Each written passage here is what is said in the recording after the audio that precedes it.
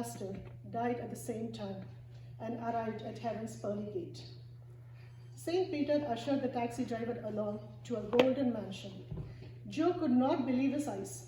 Any luxury one could think of was there, from a bowling alley to an Olympic-sized pool. Elated, the taxi driver hugged St. Peter and said, "Wow, thank you." Next, it was the pastor's turn, and St. Peter led Pastor George to a silver house, sparsely furnished with a bunk bed, an old television set, a shelf filled with books and concordances, and a battered MacBook. Confused, the pastor said, "Wait, I think you got this a bit mixed up.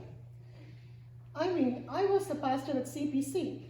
I preached God's word without fear.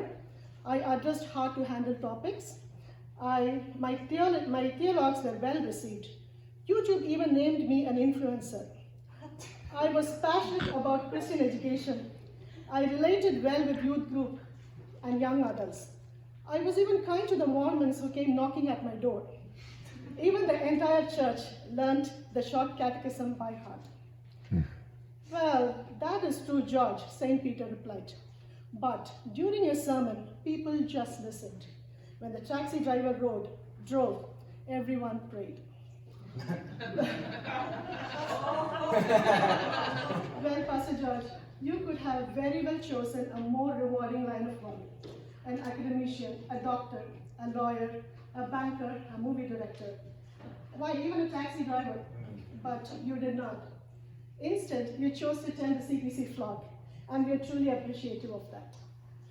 Romans 10:15 says, "How can anyone preach until they are sent?" Isaiah 52:7 says, "How beautiful on the mountains are the feet of those who bring good news, who proclaim peace, who bring good tidings, who proclaim salvation, who say to Zion, your God reigns."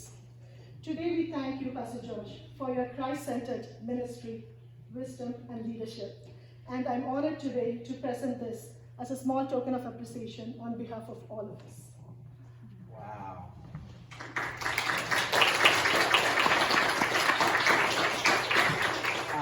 Thank you, everyone.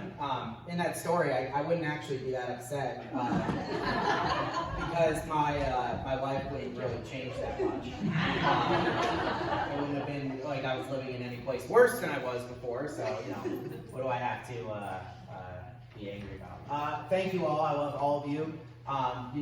Every year that I dread this day because I hate being the center of attention for this reason. But I really do want to say I love all of you. I thank you for the kind words, the encouragement, the criticism, the rebukes, all of it that you have given me. It helps me to be a better pastor. It helps me to be, more importantly, a better Christian. And so I really appreciate that. So I'm looking forward to celebrating with all of you after this. Now, enough about me. Tell me about yourselves. Open the one present. Oh, you want Just me to one open of them. it? Yeah, open one of them. Just the shirt. Like, which one? The big one. Yeah, I got you. That one, yeah. Wow, shirt. Of many shirts and gifts and such. This better not be a re-gift. Because I like to give things out to people, so. What does this say? Excellent. Man's chief end is to glorify God and to enjoy Him forever. Wonderful. Yes. Catechism question, everyone. Great. Thank you for the tribute. I really appreciate it. I'll put in a good word for you guys, the man upstairs.